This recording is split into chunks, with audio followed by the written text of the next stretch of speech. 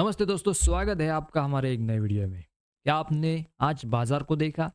अगर हाँ, तो आपके भी मन में ये सवाल ज़रूर आया होगा कि सुबह में जो बाजार में खुशी-खुशी से बाजार ऊपर जा रहा था, वो आखिर घंटे में क्यों अचानक नीचे क्यों गिर गया?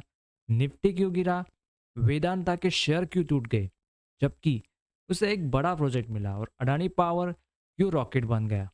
आज की वीडियो में हम इसी सब सवालों के जवाब जानेंगे और समझेंगे कि बाजार में आज क्या क्या बड़ा हुआ और इसका आपके इन्वेस्ट पर क्या असर होगा। तो चलिए बिना किसी देरी के शुरू करते हैं आज की बाजार की खास खबरें।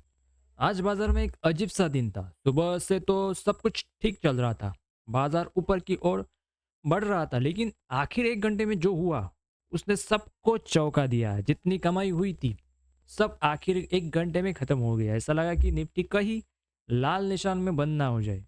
इस बड़े दबाव का एक मुख्य कारण था, वो था आईटी सेक्टर। हमारा आईटी सेक्टर जो बाजार का दूसरा सबसे बड़ा सेक्टर है और जिसका निफ्टी में काफी वेटेज है, आपको पता ही होगा। तो आज उसने करीब 1% का दबाव दिखाया।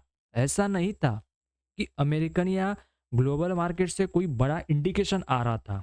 ये दबाव खास तौर पर आईटी सेक्टर पर ही आया। तो आज का मार्केट ऊपर तो गया, लेकिन रॉकेट की तरह जैसे रैली नहीं दे पाया और अंत में आखिर एक घंटे में भारी दबाव देखने को मिला।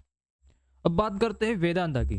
कंपनी ने जेपी एसोसिएट लिमिटेड को खरीदने की बाजी मार ली। अडानी भी इस दौड़ में थे, लेकिन वेदांता ने इस डील को पक्की कर ली है।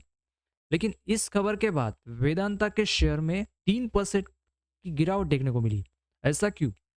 दरअसल एनालिस्ट ने इस डील पर चिंता जताई है। न्यूमा के एक रिमोट रिपोर्टर के अनुसार 17,000 करोड़ रुपए यह एक ऑफर मॉनिटरी शेयर होल्डर्स के लिए नेगेटिव माना जा रहा है। कोविड के समय भी वेदांता ने मॉनिटरी शेयर होल्डर्स को सस्ते में शेयर खरीदने की कोशिश की थी और उनका प्लान फेल हो गया था। तो अब की बार मॉनिटरी शेयर होल्डर्स के लिए चिंता की बात सामने आई है और इसी रिपोर्ट के चलते वेदांता के शेयर में आज 2 से 3% की गिरावट देखने को मिली है। आज की सबसे ज़्यादा फोकस में रहने वाली कंपनी में एक थी अडानी पावर। यह स्टॉक आज 6% तक भागा था। हालांकि बाद में थोड़ी करेक्शन के साथ 4.5% की तेजी पर बंद हुआ। इसके पीछे दो बड़ी खबरें थी।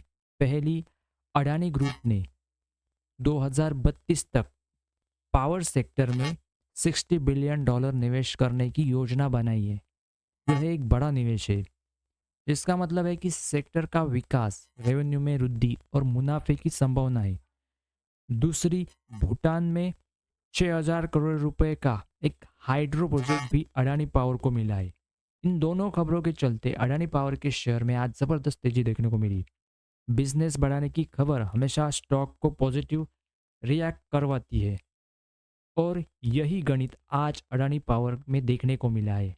तो इसलिए आज अडानी पावर आपको लगभग 6% के करीब ऊपर जाता हुआ देखने को मिला है। अब बात करते हैं अंबर एंटरप्राइजेस की, जिसके शेयर में आज 4.5% की जोरदार गिरावट देखने को मिली। यह एक अच्छी कंपनी है जो एसी कंपोनेंट्स और प्रिंटेड सर्किट बोर्ड बनाती है। तो फिर गिरावट क्यों? दरअसल कंपनी ने फंड रेज की थी। अपनी सब्सिडरी के लिए क्यूआईपी के जरिए 1200 करोड़ रुपए जुटाए थे। कितने? 1200 करोड़। यह पैसे ग्रोथ प्लान के लिए चाहिए थे, लेकिन बाजार को लगा कि उन्हें यह पैसा कम वैल्यूएशन पर मिला। मार्केट की उम्मीद थी यह डील बेहतर वैल्यूएशन पर होनी चाहिए थी।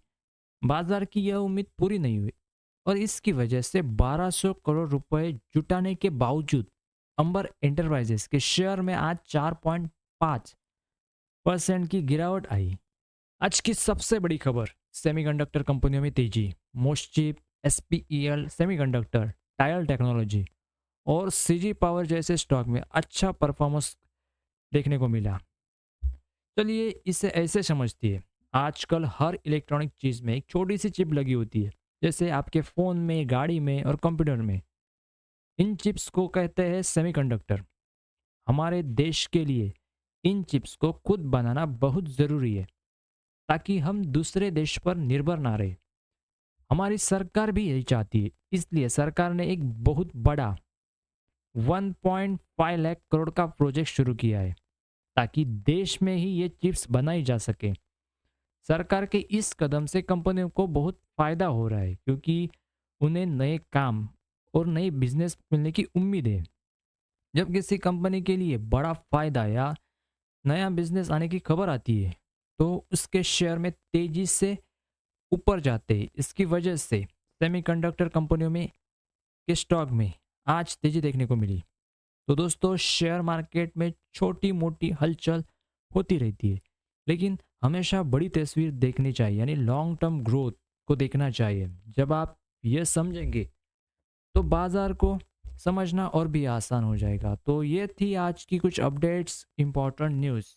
आई होप आपको अच्छी लगी हो।